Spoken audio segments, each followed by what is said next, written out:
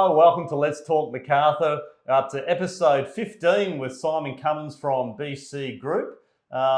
Simon's actual title is Group General Manager at Cummins Design and Development Services, which is, I know, is just an arm of the BC Group. So what's involved? And welcome, Simon. Well, thank you, Mark. Well, firstly, I stole the Group General Manager from you because I saw it on your LinkedIn profile at your past employment. Before we get started, what's that script over there? Is that what you want me to read? The script? He's a funny guy. You should still trust ex-car salesmen and real estate agents. They are not what you were led to believe as a child. Yeah. Okay. Simon's only doing that because he's disappointed I didn't bring his polka-dotted mankini for him to wear during the interview. So. Absolutely.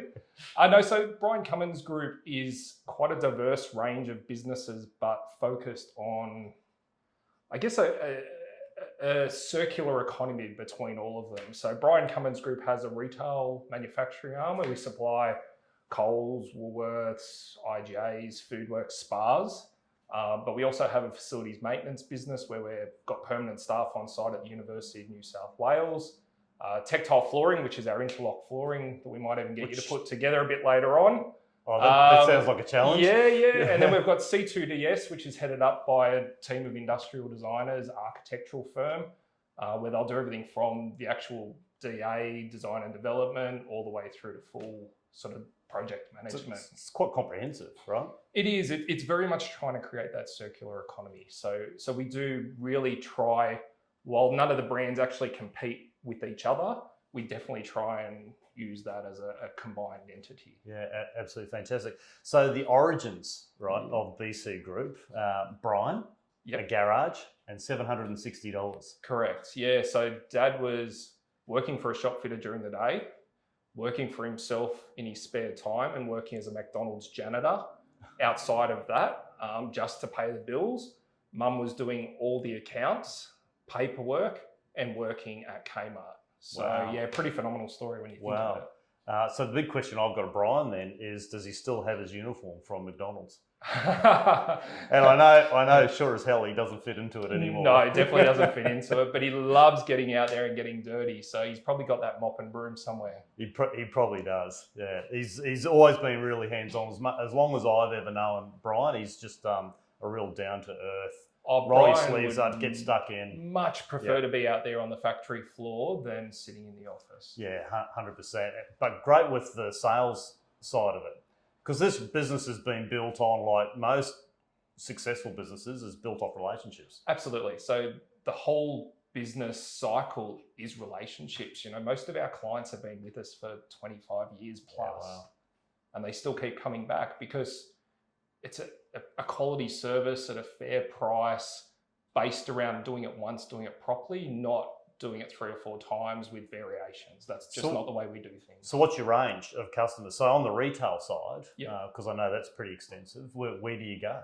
So everything from the general store, so the local paper shop will come in and they might buy a $100 trolley office, through to an IGA supermarket that may spend $4 or $5 million doing a refurb. So the range is very diverse, and we don't distinguish between the two. And geographically? Geographically, all across the country. So even into the South Pacific and New Zealand. We sort of cover everything. Yeah, I've noticed recently, Brian's had his car hooked up to his camper van and camper trailer and gone to see some more remote clients. Yes, he just went and visited one of our clients on Thursday Island. Oh, really? So yeah, it really is very diverse. Yeah, wow. We could have actually gone with it. My wife's father was born in Thursday Island. Wow. And she's never been, so I'd love to get her there sometime. So I'll have to talk to Brian and get some tips on it. Yeah, you'll have to talk to Anastasia and get it open the borders too. Yeah, well, we'll have to wait for that. So what are the core products of the group and its core customers outside of the retail area? Look, 90% of the business is retail driven. We also have educational offering. So University of New South Wales is a very big client of ours. We have permanent staff on site for them. Anywhere up to about 5,500 service calls a year for that client. Wow. So permanent staff on site, everything from a broken floor tile, gyprocking, painting, office fit outs, designs, services, roof leaks, you name it. We sort of cover everything for them. We've got the flooring, which leads outside the retail space for the first real time, mainly because it's sort of got garage, so we do a lot of home garages in it because it's such a simple product. We've also got an automotive range as well, so great for those workshops. Rather than epoxy floors, we can actually put our floor in, and especially those rented premises, they actually own the floor. They're not spending all this money to upgrade. They can take it out if they sell it out. Yeah, so it's theirs when they leave. Yeah, right. No, I didn't realise you did a little bit in the domestic space for that. I know I've seen some of the wonderful pictures you've posted in the past on LinkedIn, etc., for some of the commercial space you've done. They look absolutely fantastic. It's so amazing to see the transformation in between, old supermarkets that have got 100+ year old floors. Like we just did one at Grenfell in regional New South Wales, and the store's over 120 years old. Tongue and groove flooring, hardwood flooring. Floor was all over the shop, and in 6 days, no loss of trade, they were able to spruce it back up. Yeah, correct, and bring it into the 21st century. Yeah, modernise it, right? Correct. So what are the future plans? Future plans, we've got a big release coming in 2022. I can't sort of let too much out of the bag at this point, but definitely stay tuned. So that's something we've been working on for almost 7 years in partnership with some guys over in the UK and also in Singapore. So that is definitely something to be excited with. And that's within the core space of the business, or is it an extra arm? It's probably reaching outside. It is its own entity. I won't let the cat just out of the bag. Yeah.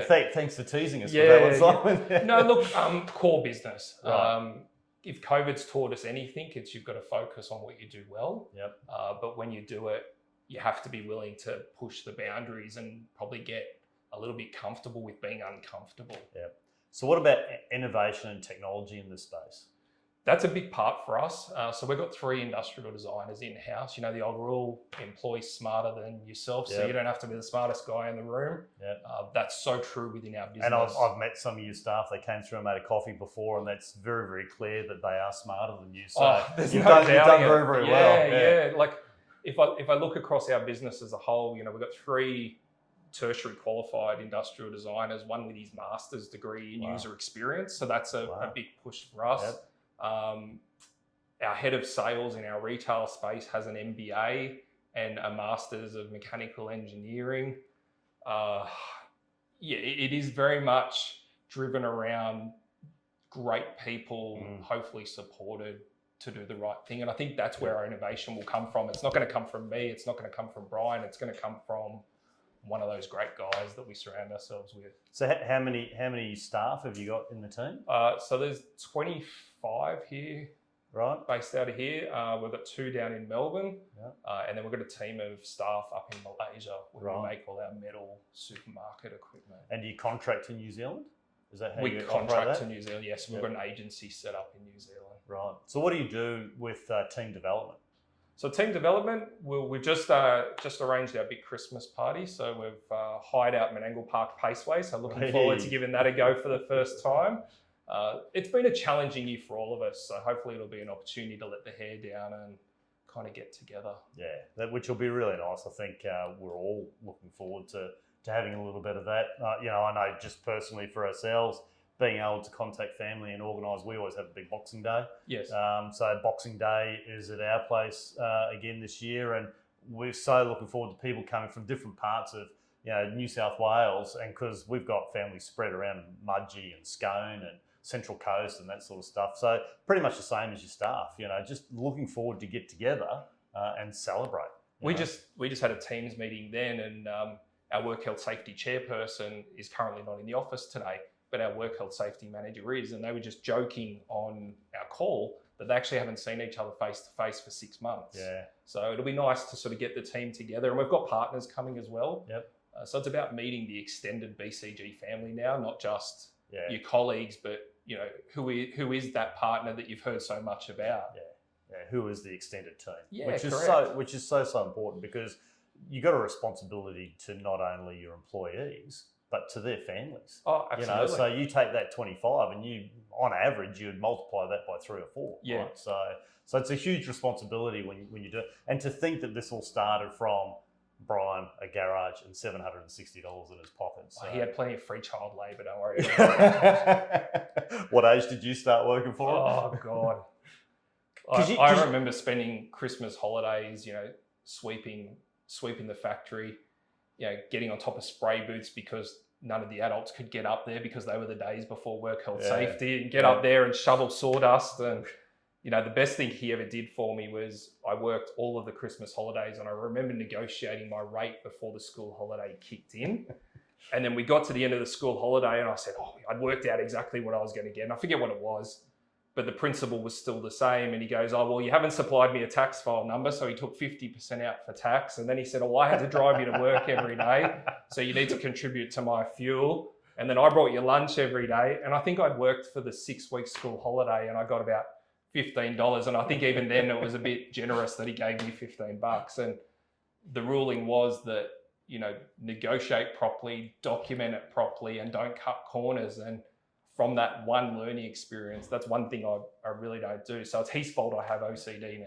Yeah, but it's a great learning experience because, and I think it's important to note that your history is not just BC Group.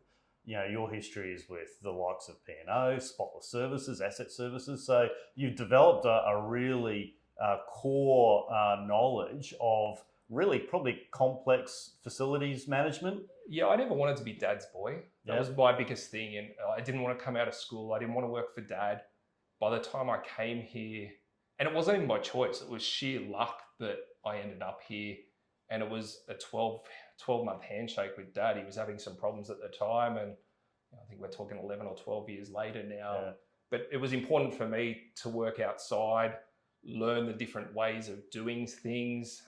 And then it's been good bringing it in here, but it's been a challenge going from a $250,000 sign-off to groveling for $250 too. So it's been fun. Yeah, and I think it's important for anybody that is leading a company, and especially leading it into the future through these future innovations and technologies, that you've got that additional experience from the corporate world, for want of a better term, which is absolutely fantastic. So you've had a couple of other areas in your life which I'd like to explore to find out the relationship between your experiences with those and how you then relate that back to your personal life and business. So The Biggest Loser.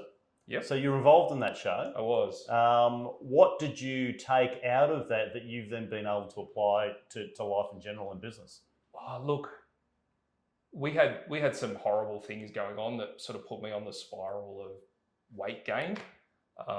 Very similar, to what most people would have experienced through COVID. It was a challenging time. It was stressful. So much of your normal routine had been thrown out the door. We had some things going on with work that had caused that. And I'd just seen an ad on TV that said, are you unhappy with the way things are heading, not happy with sort of the things you're doing? And my contract was actually for a program called The New You. So it wasn't until the first day of filming that they sort of told us that, hey, it's Biggest Loser transformed. Hey, and if you don't want to be here, you're welcome to leave now. And I'm like, it's 3 a.m. in the morning, first day of filming. But no, it was a fun experience for me. I loved every minute of it. I had an amazing group of friends around me that we sort of did it. An awesome trainer. It was a very foreign experience, being in front of the camera and everything being controlled.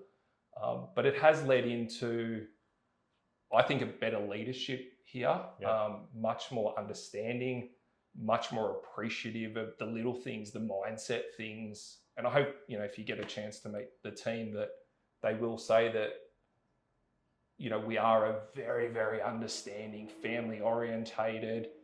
We set high expectations of the team, but that's because we know they deliver. And I think that's one thing I took out of that show was, you don't have to do it the same way, but you sort of have to still treat each person as an individual. And they did that very well on the show. Each person had their own way of training, and you watch the trainers evolve to get the most out of that person, whereas other people definitely handled it a very different way. Which is the core of people management, right? Unbelievable.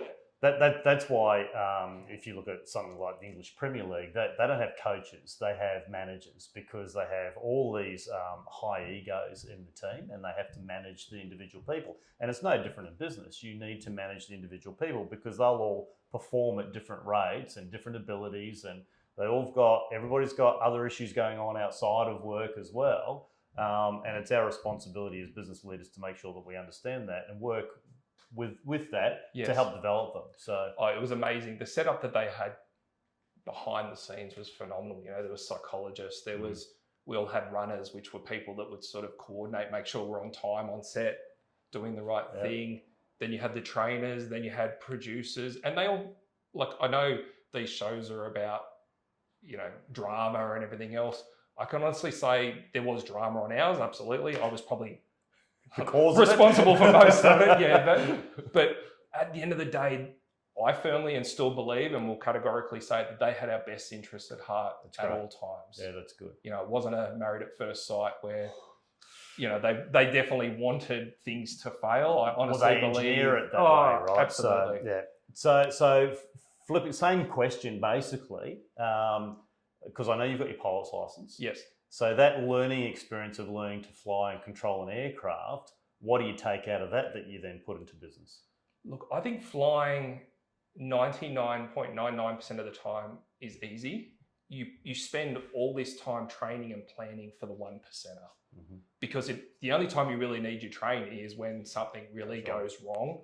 And I think we do that really well here, is we plan and complete the 1%ers, because it's those 1%ers that will always let people down. And flying, you have to plan. Yep. You have to plan your weather, you have to plan your fuel, you have to plan your contingencies, you have to consider weights, you have to consider what are you going to do if, you know, there's fog when you get there. There's all these things that you just don't know until you're up there. But in the back of your mind, you've already worked out, oh, if that fails, I'm going to shift this. If my wind calculations aren't right, I'll shift to do this. Told ya. So just to be clear, Mark didn't want to sit here because he was worried about getting burnt. So they have got this amazing coffee machine with a full digital display. I can tell you now, it's doing a milk rinse. There we go. It's all right, we'll cut that bit out. I told you, it was guaranteed it was going to go off. There we go. That's it. We're good. Excellent. All right. So we're going to go into a couple of quick fire questions, and then we're going to maybe go and have a look in the factory. Yeah, let's go. Yeah? All right. So these ones here, these are quick ones. All right. Right. What's your favourite word? Oh, pivot. Pivot. Yeah, That's pivot. a good one. Yeah. All right. What's your least favourite word? Procrastination. I love it. Yeah. Have you seen the? Even though my wife would say that I'm the biggest procrastinator out there, but yeah, procrastination. Everybody, look it up on YouTube. Tales of a Mere Existence. Procrastination. It's absolutely fantastic. It's a little narration done with a sketch, and anybody who watches it goes, "Oh yeah, I understand that." Yeah. So that's a good one. What turns you on? Apart from the mankini. Yeah, well, I thought you promised me a mankini if I agreed to do this. Oh, look, I like just having some free time. That to me is definitely valuable. My valuable thing. And that's one thing Biggest Loser definitely taught, was make the most of every experience. Yes, yep. I missed a lot of my kids' life through work. And it was probably that realigning of what true values are. Yeah, and that's a problem with my generation too, because the same thing. What turns you off? Ooh, laziness. You know, I'd like to think I'm really good at understanding people, you know, when they get it wrong, working with them to get it right. But if you're just not going to learn and you're not going to do it right, then we're probably not the place for you. Yeah, don't waste my time. Yeah. Sound or noise that you love? My kids' voices. Yeah. Sound or noise that you hate? My kids' voices. Gee, that rolled in nicely. Yeah. I'll leave it at that. Yeah, they got to watch this too. Yeah. So, Sorry, Tyler and Ella. What profession other than your own would you like to attempt? Oh, look, I always wanted to be a commercial pilot. That was my goal. I wanted to fly for Qantas or one of the big airlines. Too old now, but yeah, maybe when Mark buys his private jet, he might be able to sort of hook me up to fly him around the country. You'll be way too old by that stage. So, what profession would you not like to do?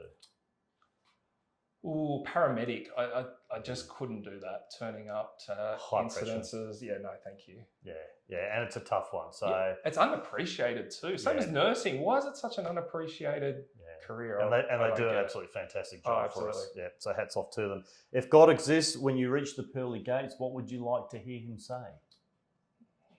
Welcome. Nice and simple. That's good for me. Yeah. Simon, thank you very much. Let's go for a wander into the factory and have a look, see what you got. Time to stitch you up now, since you've got me. So this is our new CNC, so I convinced the old boy to sort of contribute some funds. Right. And do you know what CNC stands for? I wouldn't have a clue what CNC stands for. It stands for a hell of a lot of money invested here, but the boys tell me, or the production team, not boys, because we've got a young female apprentice here, but the team tell me that it's important to their operation. So what does it do? So let's just show you. All right. So just going to get you to push that there. Push it down? Push it down, and we're going to suck that board down. So vacuums now suck that down. Yep. And then push that blue button. Take your foot off the thing, push that blue button, and then push that green button twice.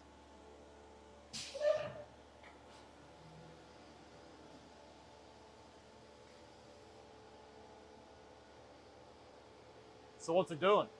So you'll be able to see here, just don't walk in front of those eye there. Yep. So you'll be able to see it's coming along and it's actually drilling the board. And right. so what happens is our design team upstairs, they draw everything in CAD. Yep.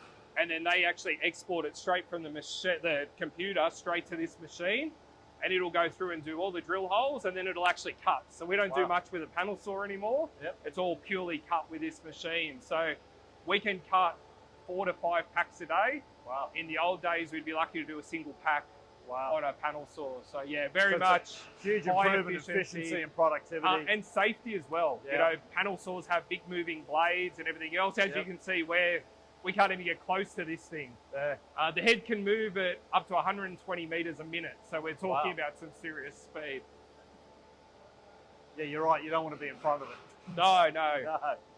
It'll send It'll you knock for you over. Yeah, it will. Yeah. So inside we've got a rotating toolkit. Yep. So the machine actually doesn't leave. So it carries all its tools with it, and we'll change them over depending what the program calls And I notice for. around it, it's got brushes around it, so it's collecting It's all any sawdust and all vacuumed out. evacuating out. Yeah, Yeah, nice. correct.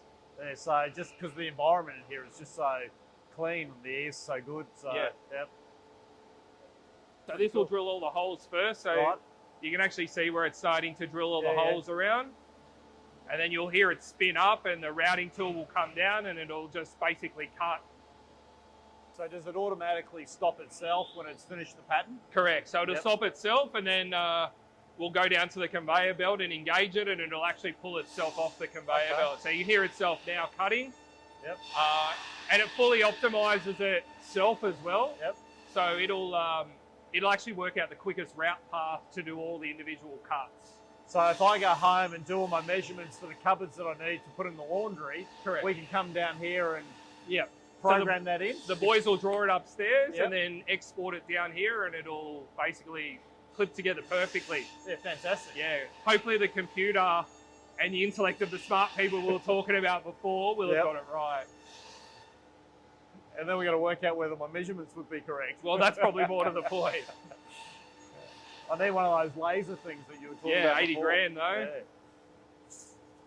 So how long have you had this? About 6 months.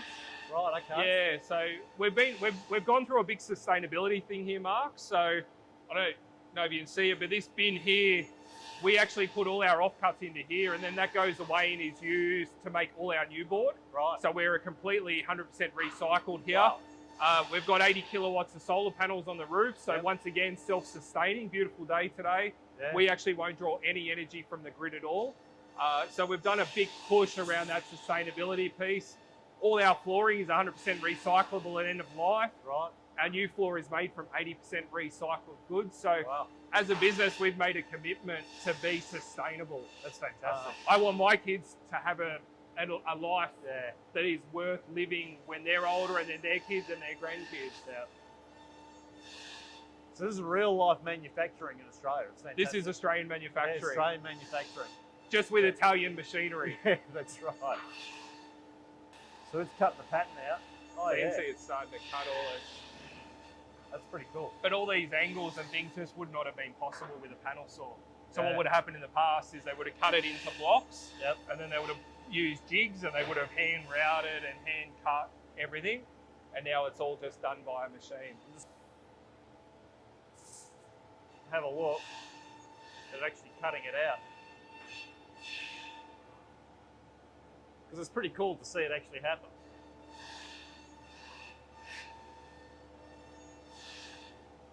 And even from a noise perspective, like I know it seems noisy, but you know, our manufacturing team here with the decibels of the new machine doesn't cause them any issues with hearing loss, you know, future hearing loss. You know, it's all built around that sort of economy of looking after the staff, making sure that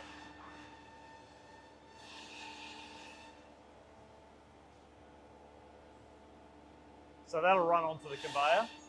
so we'll actually go down at the end of it and push the button, and it'll push it all off the conveyor, ready for the new sheet to go on. Yeah, cool. So, So what are we doing here? so basically we've finished cutting, which you just ran before, so thank you for doing that. No problem. Appears to have worked all right. I'll send you the invoice later. Yeah, thanks, mate. So we'll just push and hold this button for This about one 3 here? seconds. Yep. Yep. And then let it go. And the conveyor belt will now, so the machine will now go pick up that board. Yep. And it's going to bring it down to us. So our team actually don't manually handle the product. And will it stop automatically? And it's just going to stop automatically. It's not going to run off here. Do I have to No, start no, get catching ready it? to grab it. Yeah. Woohoo. So that'll step and hold here, and then the guys will just pull all the individual components off. Nice. And then we're just going to duck over the next machine and So we put don't you to need to touch work. We're anything good else? to go. All right, fantastic. So basically, mate, what you're going to do here is keep it hard up against that slide there. Yep. Basically push it in, and as soon as it grabs it, let it go. Yep. It'll take it down, flip it, and it's going to bring it back to you Oh, here, right, and you'll all the way just lift around. it off. Yeah. So I don't have to wander No, down. you don't have to wander down or anything else. So So just keep I'll it let you lined go. up. Keep it lined up hard against there. Yep. And as soon as it grabs it, just let it go. There you go. That's super easy. Yeah. No? And basically, it's going to take it down. So at the moment, what it's doing is taking that raw edge that we Yep. cut, Yep. and it's applying an edging to that. Nice. So it'll come back with the edge already on it. And so you used to do all this with All hand used to be machines? done with iron. So Wow. yeah, so really? they used to get there and stick it on, and then they'd iron it on, or they'd contact it and then stick it on. Wow. Whereas now it's just all computer automated. So be able to see there that Oh, it's put yeah. that edge onto it for you. So we'll just show the camera that. So that's the edge there. So that's the edge we just put on right there. That's pretty cool. Simple but cool. Yeah. Thanks, Len. Simon, this has been absolutely fantastic. Thanks for bringing me into the factory and showing me some of the machinery, and especially new stuff that improves efficiency and productivity. I think innovation through business is so important, and it's lovely to see local businesses that have grown Born and from bred in the Macarthur. born and bred in Macarthur, Yeah. providing so much, and Australia-wide and into New Zealand as well. So Thank you, Mark. congratulations, mate. Absolutely Thank you. fantastic. Thank you to Let's Talk Macarthur. Thank you very much.